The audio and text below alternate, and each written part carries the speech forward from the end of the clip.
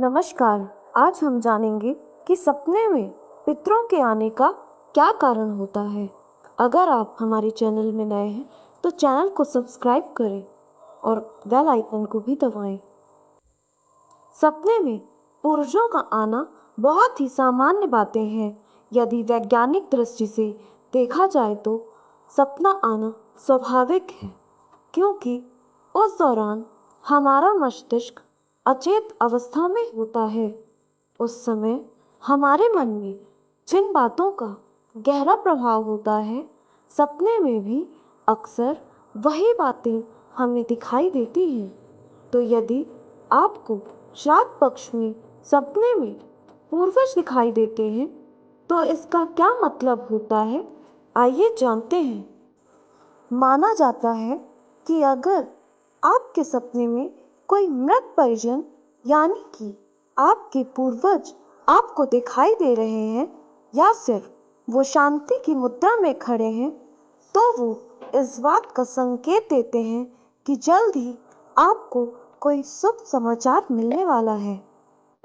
श्राद्ध पक्ष में अगर आपके पूर्वज सपने में आपको आकर सुखी, संपन्नता और सफलता का आशीर्वाद देते हैं, तो यह इस बात का संकेत होता है कि पूर्वजों के लिए आपके द्वारा किया गया श्राद्ध उन्होंने ग्रहण कर लिया है और वे आपसे बहुत खुश हैं। यदि आपको मृत परिजन बार बार सपना दे रहे हैं तो इसका अर्थ है वे आपको बताना चाहते हैं कि उनकी आत्मा भटकने की स्थिति में है और पूर्वजों की आत्मा की शांति के लिए आपको घर में एक बार रामायण या गीता का पाठ कराना चाहिए।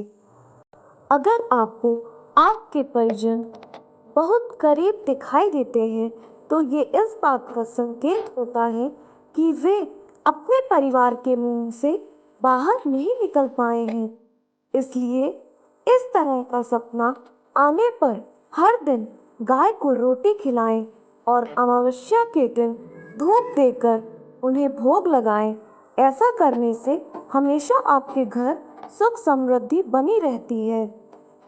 अगर श्राद्ध पक्ष में आपको आपके पूर्वज सपने में ऐसी अवस्था में नजर आते हैं जिसमें वे हमें निर्वस्त्र दिखाई दे रहे हैं या फिर उनके पैरों में जूते चप्पल नहीं हैं या फिर वह भूखे हैं, तो यह इस बात का संकेत होता है कि वे हमसे कुछ मांग रहे हैं।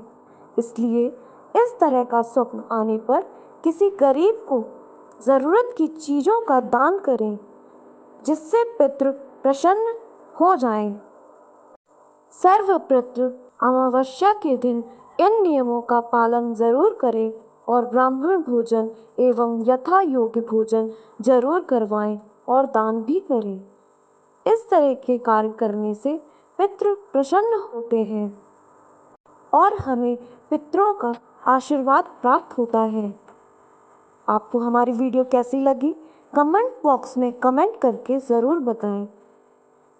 आप अपने सुझाव हमें कमेंट बॉक्स में कमेंट करके दे सकते हैं। धन्यवाद।